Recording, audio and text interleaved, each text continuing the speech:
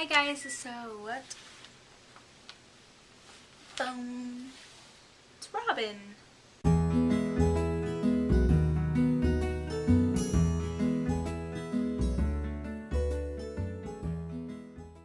Hey guys, so today I'm going to be doing a book review on The Hitchhiker's Guide to the Galaxy by Douglas Adams. This book initially follows two characters, and that is Arthur Dent, who is a human from Earth, and Ford Prefect, who is an alien from somewhere around Betelgeuse, I think is how you pronounce it. I was calling it Betelgeuse for a really long time, but apparently it's Betelgeuse or Beetlejuice. I don't really know. But whatever, that's not the point. Ford has been on Earth for 15 years, and he's actually trying to gather information to update The Hitchhiker's Guide to the Galaxy, which is kind of a book within this book. You get little excerpts from The Hitchhiker's Guide to the Galaxy throughout. And he is friends with Arthur, and in the beginning of the book, Arthur is trying to stop his house from getting demolished because the town is trying to build a bypass.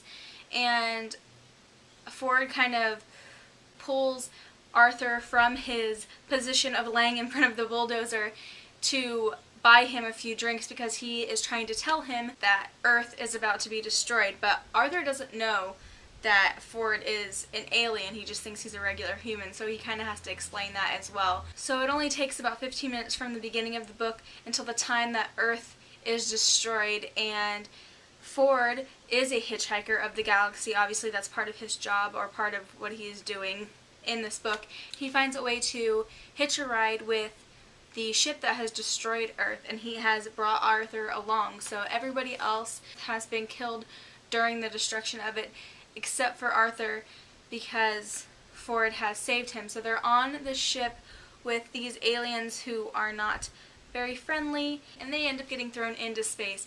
Now this whole book is kind of about improbability. It's really hard to explain, actually. It's really hard to review because it was almost like so much happened and then nothing really happened. I don't really know how to explain it.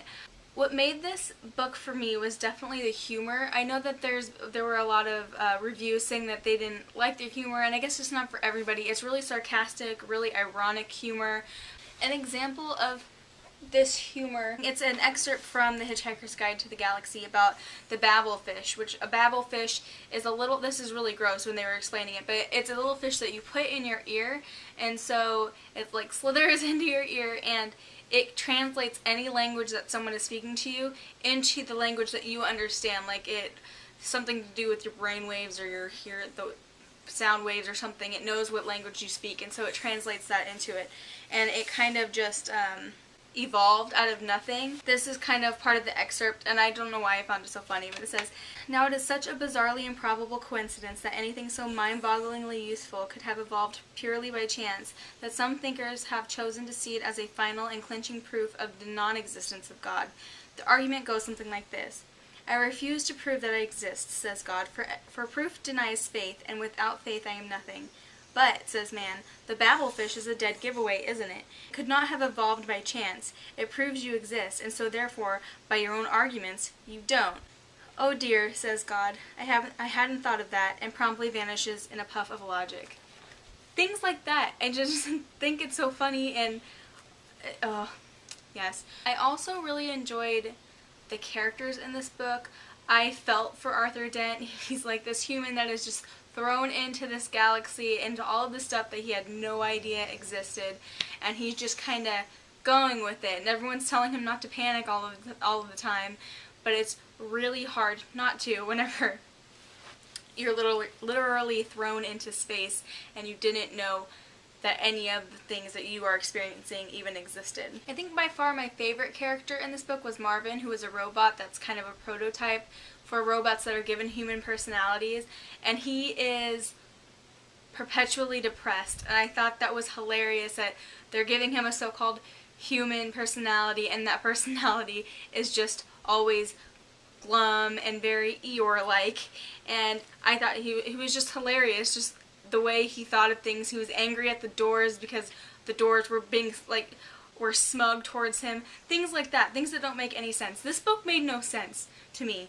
I was reading it, and I think that might have been the reason why it took me so long. I had to keep rereading because I'm like, I don't understand what is going on. There's just a lot of things that were just really confusing. I can't really tell you because it's kind of spoilerish if you can get spoilerish with this book. There really isn't a plot line to this book. Not, I mean, besides the fact that you're finding out what's going on. This review is just all over the place. I don't even know. I couldn't even tell you if this book was more character driven or plot driven because everything is all over the place, and I'm not doing a very good job of recommending this book to you. I would recommend it. I think it's hilarious, and it's not a hard read. It's just weird. Like, you're going through reading all of this stuff. There's words that are for different places in the galaxy and different things in the galaxy, and so my main point in this horrible review is I do recommend it. I can see why people don't like it, but I can definitely see why people do love it. And I have the next 4 books. There's 5 books in this.